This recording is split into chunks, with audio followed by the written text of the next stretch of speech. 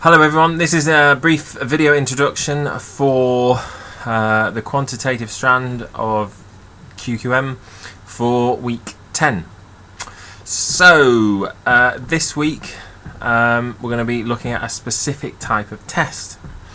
Last week we did stuff on how to enter data and how to mess around with it essentially in SPSS. So this week we're going to do or look at a specific type of test.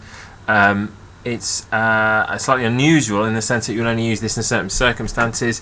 The circumstance being categorical data, so things like supporting one team or another. So you might test all the people in Manchester and you ask whether they support Manchester City or Manchester United, and you might want to know whether gender makes a difference to that. So you will have either you're a supporter of Manchester United or a supporter of City, and whether you're a man or a woman. Now, in such a case as that, looking at means is going to be meaningless, because essentially the data is categorical. You either support one or not. You're either a man or a woman. So that would preclude doing a great number of statistical tests, but there are tests available that are specifically designed for categorical data, and the one we're going to look at is the chi-squared test. Essentially, you're probably familiar with this, but it doesn't matter if you're not.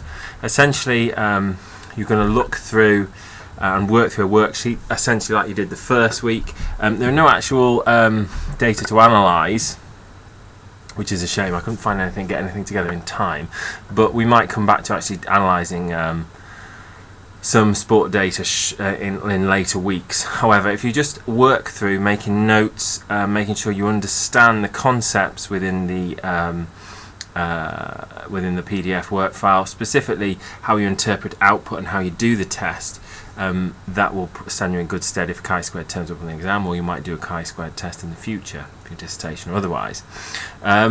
After that, I included 3 Sport and X specific papers that use chi-squared, and what I'd like you to do is at least read one of those.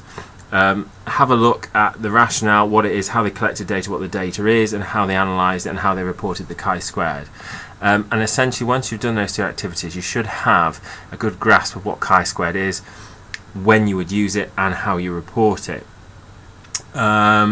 Once you've done that, anything that's unclear or comments, put on the discussion forum. I've also asked you to put a little summary of the paper you've read in the discussion forum as well, which I will comment on in week 10.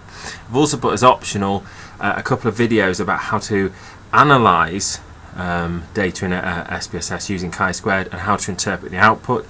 If you still aren't sure about what this chi-squared thing is all about, then have a look at those videos as well.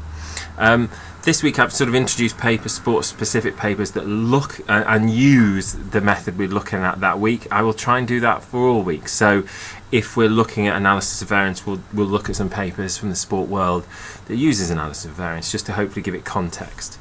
Yeah, so that's this week. Good luck as ever. Any questions, any issues, you let me know, and I will monitor the Blackboard discussion forum, and looking forward to seeing your comments. Cheers.